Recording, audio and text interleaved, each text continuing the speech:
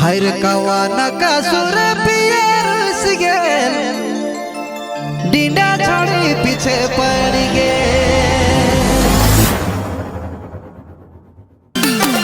पोखर पीड़े हर डीडा छोड़ी देखेला चोरी चोरी हर पोखर पीड़े हर डीडा छोड़ी देखेला चोरी चोरी मुसक मुसक चले